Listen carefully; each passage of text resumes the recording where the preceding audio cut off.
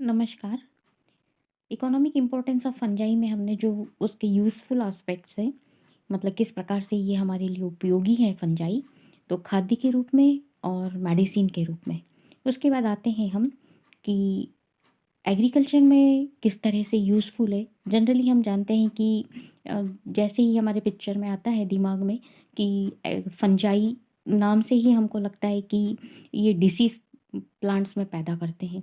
लेकिन इसके कुछ महत्वपूर्ण एस्पेक्ट्स हैं, जो यूज़फुल एस्पेक्ट्स हैं, वो एग्रीकल्चर में किस प्रकार से ये हमारे लिए यूज़फुल है।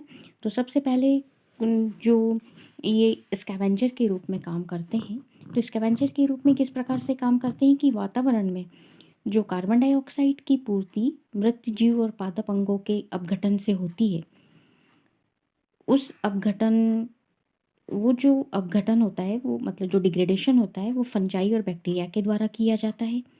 और ये जो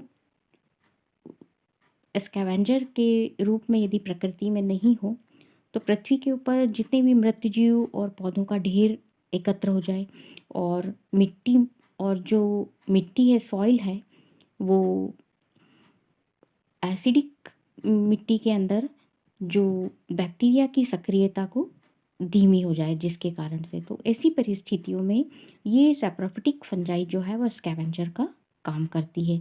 मतलब जब डेड बॉडीज़ यदि काफ़ी ज़्यादा इकट्ठी हो जाए, चाहे वो प्लांट्स हो, चाहे एनिमल हो, चाहे कोई भी हो, तो डेड बॉडी यदि ज़्यादा इकट्ठी हो जाएगी तो वहाँ पर जो सॉइल है वो एसिडिक होने लगेगी, और उससे जो क्या होगा, जो बैक्टीरिया है, जो यूज़फुल बैक्टीरिया है, वो नष्ट होने लग जाएंगे। तो ये फंजाई स्कैवेंजर के रूप में काम करके उन डेड बॉडीज़ का डिग्रेडेशन, काफ़ी सारे बैक्टीरिया और फंजाई जो है वो इनको डिग्रेड करके और उस सॉइल को एसिडिक होने से बचाती है। और इनके द्वारा जो एंजाइम वहाँ पर सीक्रेट होते हैं, वो जटिल कार्बनिक पदार्थों को अनेक अकार्बनिक अवयव में तोड़ देते हैं, जिससे कि मिट्टी की फर्टिलिटी बनी रहती है। और मिट्टी की फर्टिलिटी बनी रहती है, साथ ही उस मिट्टी की फर्टिलिटी को बढ़ाती भी है। इसके बाद इसका एक जो सब एग्रीकल्चर में सबसे महत्वपूर्ण जो यूज़ है, वो है बायोलॉजिकल कंट्रोल। अनेक प्रकार की जो फंजाई है, वो पौधों में उनके रोगों और उनके कारकों में प्रतिरोधी प्रभाव डालते हैं, और रोगों में बायोलॉजिकल कंट्रोल के रूप में इनकी महत्वपूर्ण भूमिका होती है। जैसे कि एग्जाम्पल के लिए, जैसे गन्ने की फसल है, बायोलॉजिकल कंट्रोल में इससे हमारा तात्पर्य है कि मतलब हम बायोलॉजिकल कंट्रोल किसको कहेंगे, तो उससे हमारा तात्पर्य है कि ए, एक सजीव इकाई के माध्यम से दूसरी सजीव पर नियंत्रण स्थापित करना, मतलब एक लिविंग से दूसरे लिविंग पर नियंत्रण स्थापित करना। तो इस संदर्भ में फसल जो है, वो फसल योग्य जो पौधे हैं, जो हानिकारक कीटों से, निमेटोड से नियंत्रण में लाए जा सकते हैं। और कुछ मतलब जो अम, एक फंगस के द्वारा या फिर निमेटोड्स के द्वारा जो फंगस, जो पौधों को हानि होती है, उस हानि से बचाने के लिए ये फंगस उपयोग में लाई जा सकती हैं। वो किस प्रकार से लाई जा सकती हैं, जैसे गन्ने की फसल के लिए हानिकारक कीटों को नियंत्रण करने के लिए एंटेमोजेनस फंजाई, जैसे एंटेमोफ्थोरा, इसकी कुछ जातियाँ अत्यंत उपयोगी हैं। इसी प्रकार से मिट्टी में जो ईल वर्म होती है, वो एग्रीकल्चर क्रॉप के लिए हानिकारक होती हैं, तो इसका भी सफलतापूर्वक नियंत्रण किया जाता है।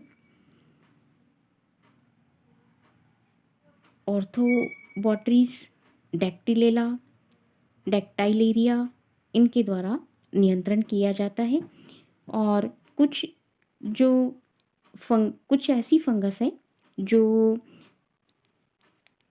जो कृमि होते हैं, उनको, मतलब जैसे जो वर्म होते हैं, जो निमेटोड्स और वर्म जो पौधों को नुकसान पहुंचाते हैं, तो ये कवक माइसीलियम के द्वारा इनका मतलब फैल की और इनका विनाश करते हैं। तो इस तरह से बायोलॉजिकल कंट्रोल एक लिविंग से दूसरे लिविंग का किया जा सकता है। इसी तरह से यदि इसी में हम आगे देखें, तो ट्राइकोडर्मा लिग्नोरम नामक एक फंजाई है जिससे जो रूट रॉट पौधों में जो रूट रॉट रोग होता है पाइथियम के द्वारा उसकी वृद्धि को ट्राइकोडर्मा लिग्नोरम रोकता है। राइजिक्टूनिया सोलेनाई नामक कवक की वृद्धि को पेनिसिलियम वर्मिकुलेटम और राइजोक्टिनिया ओराइजे के द्वारा रोका जा सकता है। इसी प्रकार ग्लियोक्लेडियम रोजियम, इसका उपयोग स्क्लीरोटीनिया के द्वारा होने वाले रोग का नियंत्रण किया जाता है। स्क्लीरेशियम रोल्फसाई के द्वारा होने वाली ब्लाइट डिसीज़ जो टमाटर और मूंगफली में होती है उसका ट्राइकोडर्मा हॉर्जियनम के द्वारा नियंत्रण किया जा सकता है। इसके अतिरिक्त सॉइल बर्न ऑर्गेनिज्म जैसे एमीबा, निमेटोड्स आदि रोगाणुओं के नियंत्रण में भी ये फंजाई सहायक होती हैं। और जो कई सारी वीड्स लग जाती हैं प्लांट्स के साथ, कई सारी एग्रीकल्चर प्लांट्स के साथ कई सारी वीड्स आ जाती हैं, उनको कम करने के लिए भी इन फंगस का उपयोग किया जाता है। यहाँ पर ऐसी फंगस का उपयोग किया जाता है जो कि हमारी एग्रीकल्चर क्रॉप को ख़राब ना करे और सिर्फ वीड को ही नष्ट करे। तो इस तरह से एक लिविंग से दूसरे लिविंग का कंट्रोल किया जाता है, उसको हम कहते हैं बायोलॉजिकल कंट्रोल। इसके बाद जो एग्रीकल्चर में इम्पोर्टेंस है माइकोराइज़ा, तो ये ऐसा कवक जाल है जो हायर प्लांट्स की जड़ों के बीच में एक सिम्बायोटिक रिलेशनशिप के रूप में रहता है जिसको हम माइकोराइज़ा कहते हैं। और ये काफ़ी कुछ फंजाई जैसे राइजोक्टिनिया, फोमा, ट्राइकोलोमा, बॉलिटस, स्क्लीरोडर्मा आदि फंगस जो पौधों के अंदर माइसीलियम का निर्माण करती है। और ये कवक माइसीलियम जो है ये काफ़ी गहराई तक जाकर और कुछ खनिज तत्वों का जो कि सॉइल की काफ़ी निचली लेयरों में पाया जाता है, उन खनिज फॉस्फोरस जैसे इन खनिज तत्वों का अवशोषण करती हैं और पौधों को देती हैं। और शुष्क आवासीय स्थलों में उगने वाले पौधों में ये कवकमूल जल अवशोषण का भी कार्य करती हैं। तो इस प्रकार से ये माइकोराइज़ा जो है वो खनिज तत्व का अवशोषण और जल अवशोषण का भी कार्य करता है। इस प्रकार से सॉइल की फर्टिलिटी को बनाए रखने के लिए भी ये काफ़ी इनका योगदान है। जैसे एस्परजिलस, पेनिसिलियम, क्लेडोस्पिरियम, राइजोपस आदि फंगस के अंदर सॉइल बॉन्डिंग का गुण होता है जिसके कारण से इनके द्वारा जो म्यूकस पदार्थ जो सीक्रेट होता है मिट्टी के कणों को आपस में बांधने का काम करता है। कुछ प्रकार की ईस्ट जैसे रोडोटोरुला, सैक्रोमाइसीस इनमें नाइट्रोजन फिक्सेशन करने की क्षमता भी पाई जाती है जिसके कारण से सॉइल की फर्टिलिटी बढ़ती है। कुछ ग्रोथ हार्मोन्स जो प्लांट की ग्रोथ को बढ़ाते हैं, इसमें सबसे इम्पॉर्टेंट हार्मोन है जो कि फंजाई के द्वारा प्राप्त किया जाता है। जिब्रेला फ्यूजिकुराई नामक फंजाई से जिब्रेलिन नाम का फाइटो हार्मोन प्राप्त किया जाता है जो कि फसल की वृद्धि करने के लिए प्रयुक्त किया जाता है। ट्राइस्पोरिक एसिड नामक हार्मोन म्यूकर म्यूसिडो से प्राप्त किया जाता है। कोनिफोरा ट्राइस्पोरा से प्राप्त किया जाता है। इस प्रकार से कुछ ग्रोथ हार्मोन्स प्राप्त किए जाते हैं जो कि प्लांट की वृद्धि के लिए रिस्पॉन्सिबल होते हैं। कुछ इंसेक्टिसाइड्स जैसे इंसेक्ट पेस्ट को एशरसोनिया एल्यूराइडिस, ब्यूरिया बेसियाना, कॉर्डिसेप्स मैलियंथ, इस प्रकार से कुछ फंगस के प्रयोग से अनेक प्रकार के इंसेक्ट पेस्ट को नियंत्रित किया जा सकता है।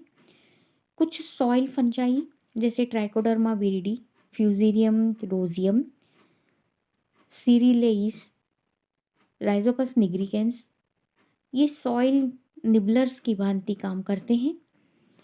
ये जड़ों को संक्रमित करके उनको मार देते हैं परंतु अत्यधिक क्षति नहीं पहुंचाते हैं। और इनका प्रभाव ज़्यादातर फाइब्रस रूट के विकास को प्रेरित करके ये जो मेन रूट है उसको अफेक्ट करते हैं, और मेन रूट को अफेक्ट करके मतलब जो सॉइल निबलर की भांति जो काम करते हैं, तो उसको वो किस तरह से करते हैं कि ये जो जो मेन जड़ है उनको संक्रमित करके उसको ख़त्म कर देते हैं।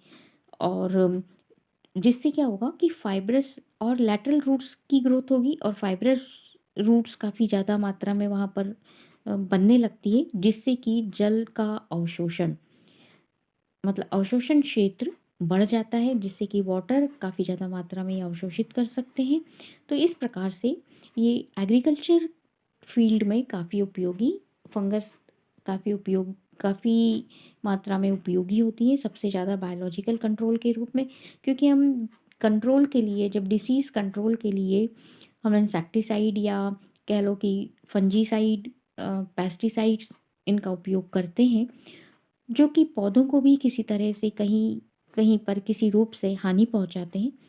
तो उस हानि से बचने के लिए यदि हम बायोलॉजिकल कंट्रोल की तरफ जाएं, और एक लिविंग ऑर्गेनिज्म से दूसरे लिविंग ऑर्गेनिज्म का यदि कंट्रोल किया जाए, तो हम इंसेक्टिसाइड से होने वाले जो दूसरे रोग हैं उनसे बच सकते हैं। धन्यवाद।